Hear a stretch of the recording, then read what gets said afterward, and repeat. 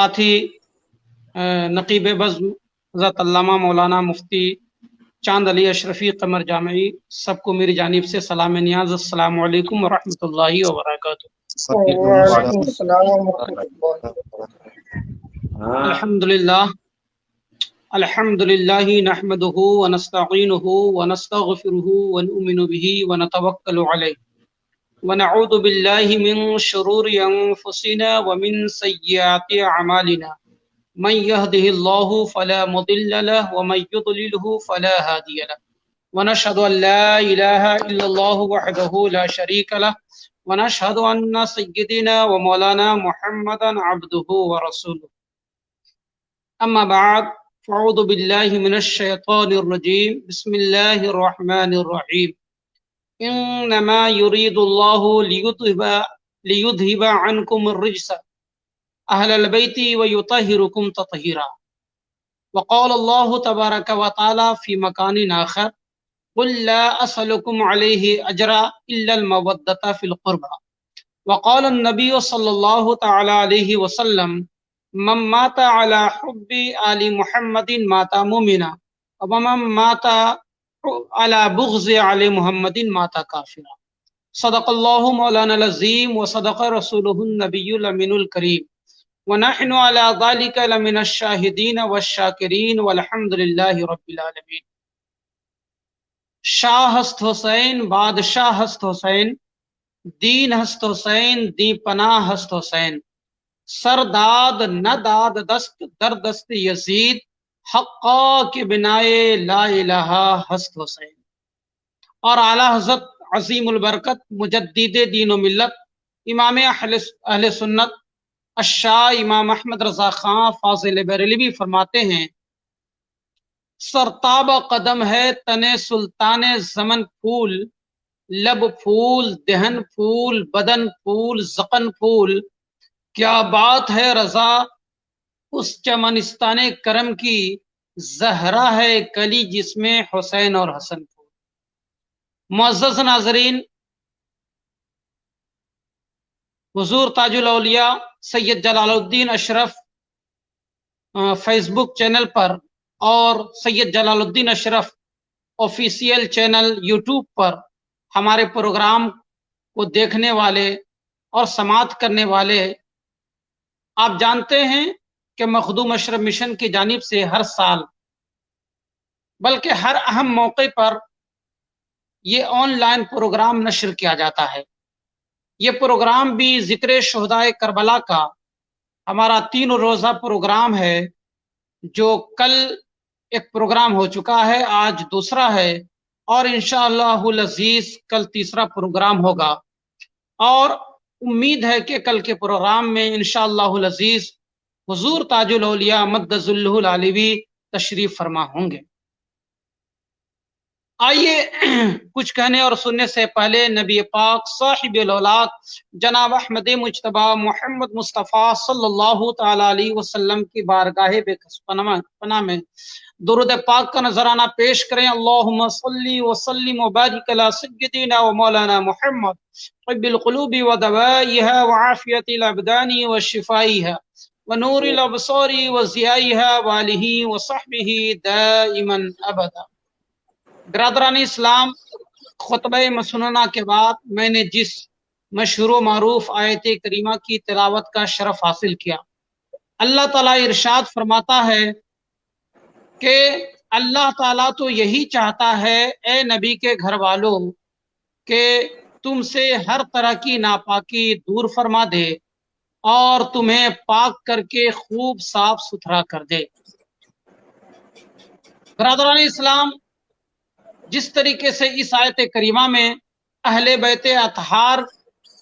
को अल्लाह तबारक व तआला हर तरह की नापाकी से दूर करना चाहता है और अल्लाह तबारक व तआला का इरादा जिसको पाक करने से मुताल्लिक हो जाए यकीनन वो पाक ही होंगे। लिहाजा अहले बैत अतहार पाक हैं, हर तरह के अकायद बातला से पाक हैं, हर तरह की गंदगियों से पाक। बरादरानी इस्लाम, इसी तरीके से दूसरे मकाम पे अल्लाह ताला इरशाद फरमाता है, ए महबूब आप اپنی امتیوں میں اعلان فرما دیجئے کہ ہماری وساطت سے، ہمارے توسل سے، ہمارے ذریعے سے اللہ تعالیٰ نے تمہیں بے شمار نعمتیں عطا کی۔ ہمارے ذریعے سے تمہیں نماز ملی، ہمارے ذریعے سے روزہ جیسی دولت ملی، ہمارے ذریعے سے تمہیں زکوٰۃ جیسی نعمت ملی، ہمارے ذریعے سے تمہیں حج ملا، ہمارے ذریعے سے تمہیں قرآن ملا، ہمارے ذریعے سے تمہیں عرفان ملا، ہمارے ذریعے سے تمہیں رحمان ملا۔ اس لیے اس کے باوجود جو کچھ بھی اللہ تعالیٰ نے ہمارے توسط سے تجھے عطا کیا ہے، دنیا اور آخرت کی سعادت مندیاں عطا کی ہیں، اس کے باوجود میں اس پر تجھ سے کوئی اجرت طلب نہیں کرتا، کچھ دنیاوی مال و دولت نہیں چاہتا، اگر چاہتا ہوں تو صرف یہ کہ تم میرے اہل بیت سے محبت کرو۔ اللہ تعالیٰ ارشاد فرماتا ہے قُلْ لَا أَسْأَلُكُمْ عَلَيْهِ أَجْرًا إِلَّا الْمَوَدَّةَ فِي الْقُرْبَى، اے محبوب آپ اعلان فرما دیجئے کہ میں تجھ سے کسی طرح کا اجر نہیں مانگتا، میں تجھ سے صرف اہل بیت کی محبت مانگتا ہوں۔ برادران اسلام، میں نے جس آیت کریمہ کی تلاوت کی ہے اس میں دو الفاظ زیادہ توجہ کے قابل ہیں، ایک لفظ ہے رجس اور دوسرا ہے اہل بیت۔ رجس کس کو کہتے ہیں؟ علماء کرام فرماتے ہیں کہ رجس ہر طرح کی گندگی کو کہا جاتا ہے، اور اس کے بارے میں مختلف اقوال ہیں، غلط اور باطل نظریات کو بھی رجس کہا جاتا ہے۔ اس لیے علماء کرام اس کا ترجمہ یہی فرماتے ہیں کہ اللہ تبارک و تعالیٰ اے نبی کے گھر والوں تمہیں ہر طرح کی گندگی سے پاک کرنا چاہتا ہے، چاہے وہ عقائد کی گندگی ہو، چاہے وہ جسمانی گندگی ہو، چاہے نظریات کی گندگی ہو، چاہے ظاہری گندگی ہو، چاہے باطنی گندگی ہو، اللہ تبارک و تعالیٰ تمہیں ہر طرح کی گندگیوں سے پاک کر دیتا ہے۔ بے شک۔ برادران اسلام، اس کے بعد اس میں دوسرا لفظ آیا اہل بیت۔ اہل بیت سے کون لوگ مراد ہیں؟ تو اس میں مختلف اقوال اس میں بھی ہیں، مگر اس کے باوجود متعدد صحیح حدیث سے یہ بات ثابت ہے کہ اہل بیت سے مراد حضرت علی مرتضیٰ، خاتون جنت حضرت فاطمہ زہرا، حضرت امام حسین، امام حسن اور خود نبی پاک صلی اللہ علیہ وسلم کی ذات بابرکات ہے۔ کیونکہ حدیث پاک میں آتا ہے کہ ایک مرتبہ نبی پاک صلی اللہ تعالی علیہ وسلم تشریف لائے، اس حال میں کہ آپ کے ساتھ علی مرتضیٰ بھی تھے، حضرت فاطمہ زہرا بھی تھیں، امام حسن بھی تھے، امام حسین بھی تھے، اور سب ایک دوسرے کا ہاتھ پکڑے ہوئے تھے۔ کاشین اقدس میں داخل ہوئے، حضرت علی مرتضیٰ اور خاتون جنت فاطمہ زہرا رضی اللہ تعالی عنہما کو رسول اللہ صلی اللہ تعالی علیہ وسلم نے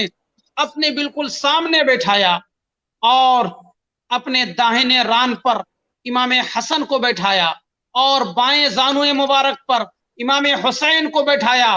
اور ایک چادر تطہیر اوپر سے اوڑھ لی، اور یہ آیت کریمہ کی تلاوت فرمائی انما یرید اللہ لیذھب عنکم الرجس اہل البیت ویطہرکم تطہیرا، جس سے یہ بات ثابت ہوتی ہے کہ نبی پاک صلی اللہ تعالی علیہ وسلم یہ بتانا چاہتے ہیں امت کو کہ اہل بیت سے مراد حضرت علی مرتضیٰ ہیں، خاتون جنت فاطمہ زہرا ہیں، امام حسن و حسین ہیں، اور خود اس میں نبی پاک صلی اللہ تعالی وسلم کی ذات بابرکات بھی شامل ہے۔ جبکہ ایک دوسری روایت میں آتا ہے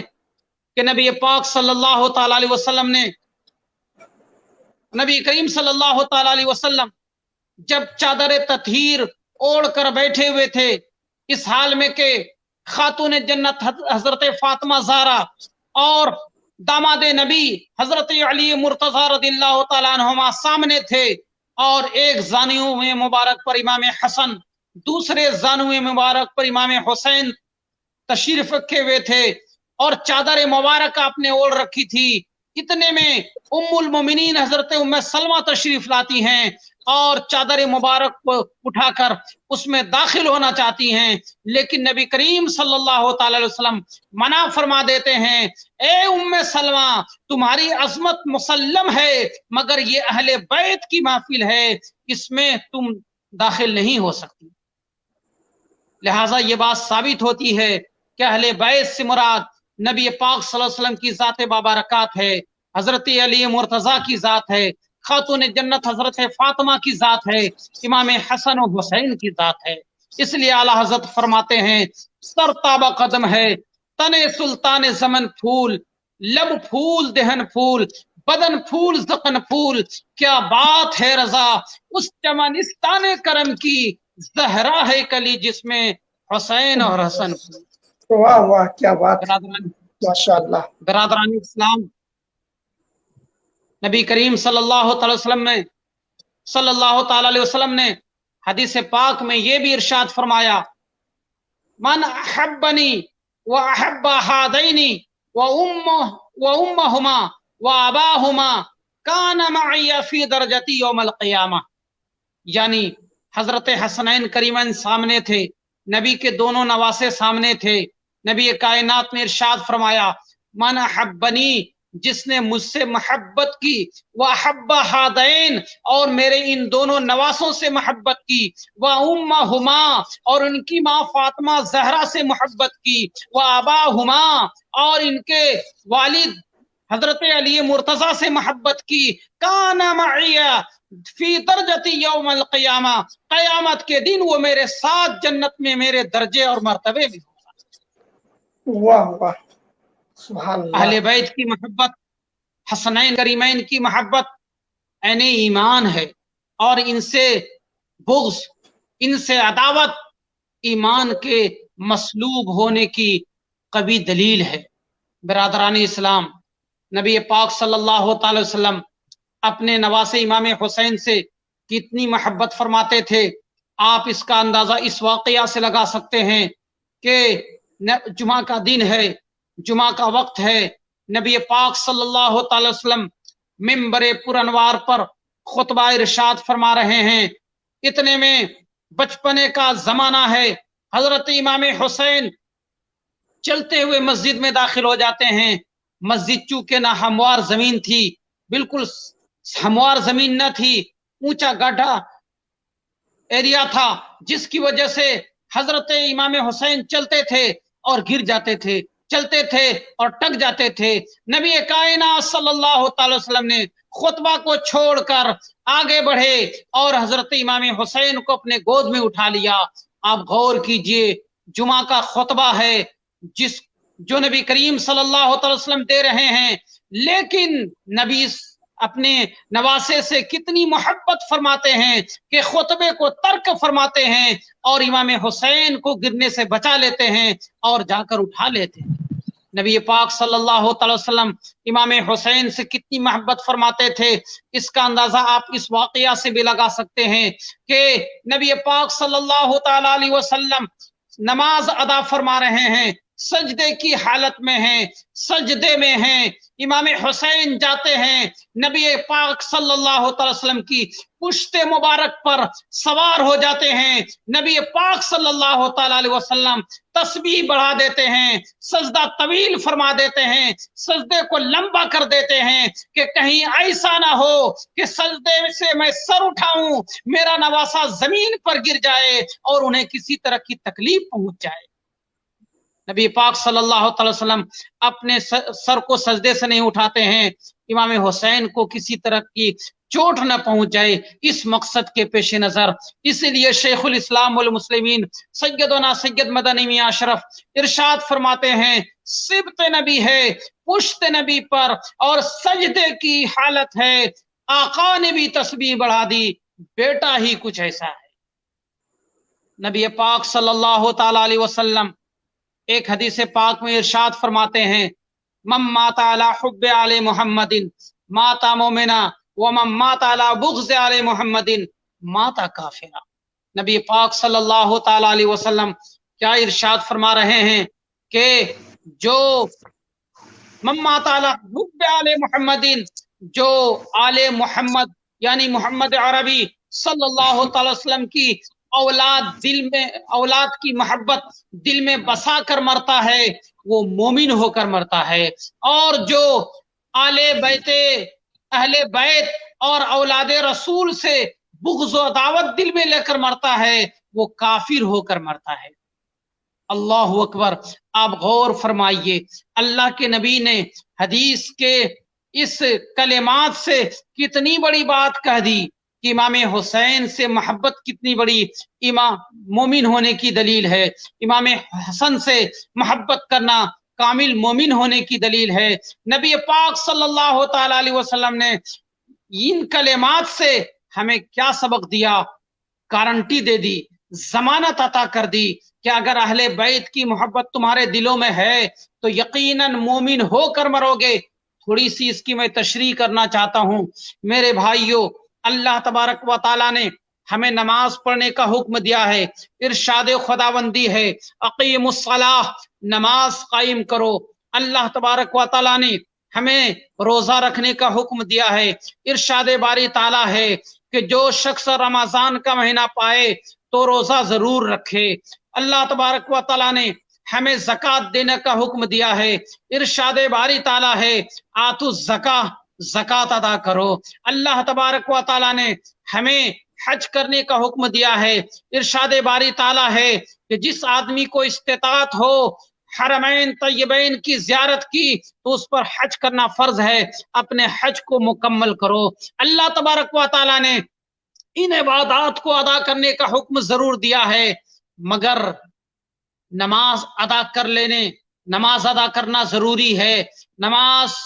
اللہ تعالیٰ کی عبادتوں میں سب سے اور کیجئے۔ اللہ تبارک و تعالیٰ نے نماز کا حکم ضرور دیا ہے، روزے کا حکم ضرور دیا ہے، زکوٰۃ کا حکم ضرور دیا ہے، حج کا حکم ضرور دیا ہے، مگر ضمانت کی کوئی بات نہیں آئی ہے کہ تم نماز پڑھ لو گے تو مومن ہو کر مرو گے۔ اگر ایسی ضمانت دے دی ہوتی تو یہ عقائد باطلہ کے پجاری جو دل میں نبی سے عداوت رکھتے ہیں، زبان سے نبی کی محبت کا اظہار کرتے ہیں، وہ جو کہتے ہیں جو محمد اور علی ہیں وہ کسی چیز کے مالک و مختار نہیں۔ ارے نبی کو اگر غیب کا علم ہے تو ایسا علم تو بچوں، پاگلوں، جانوروں کو بھی حاصل ہے۔ ملک الموت کو اگر علم ہے تو نبی کائنات صلی اللہ تعالی وسلم سے زیادہ علم ہے۔ جو لوگ یہ کہتے ہیں کہ نبی کا نماز میں خیال لانا گدھے اور کھچروں کے خیال میں ڈوب جانے سے بدرجہ بدتر ہے، ایسے عقائد باطلہ والے جو سجدے پہ سجدہ کرتے ہیں، گھٹے پہ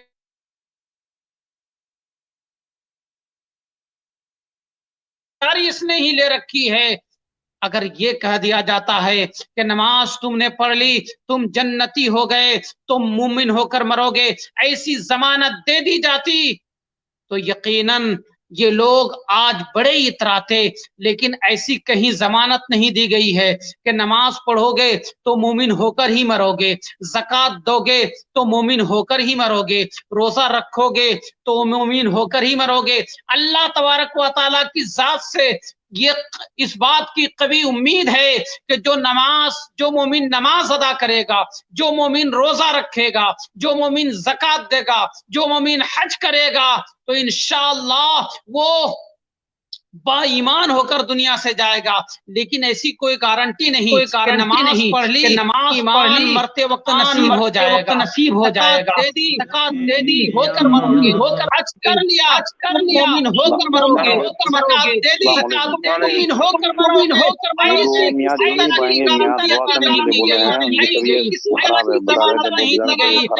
قربان جائیے ہمارے نبی ارشاد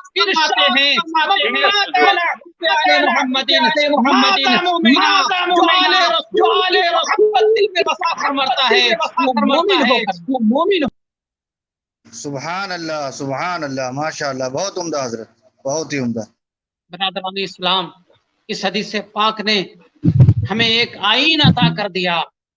کہ اگر مومن ہو کر دنیا سے جانا ہے تو حسین سے محبت کرو، آل حسین سے محبت کرو، آل رسول سے محبت کرو۔ اگر آل رسول کی تھوڑی سی بھی عداوت، تھوڑا سا بھی بغض اگر دل میں آ گیا تو یاد رکھو کہ تم مومن نہیں، کافر ہو کر مر سکتے ہو۔ اللہ تبارک و تعالی ہم مسلمانوں کو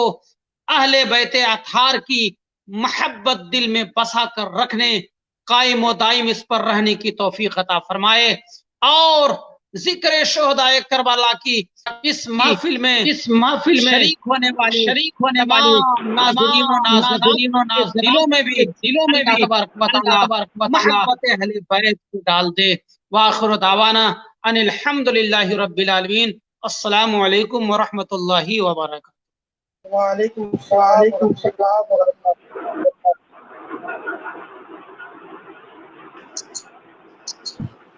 وعلیکم السلام ورحمۃ اللہ وبرکاتہ۔ بہت ہی عمدہ خطاب ناظرین، آپ نے سنا جیسا میں نے کہا کہ حضرت کا کتاب نایاب بڑا شاندار ہوتا ہے۔ حضرت کی زبان میں یوں سلاست ہے کہ تو بس سنتے چلے جائیں اور ہر بات دل پہ اترتی رہتی ہے۔ اللہ تبارک و تعالی ہمارے استاد مفتی الفت حسین اشرفی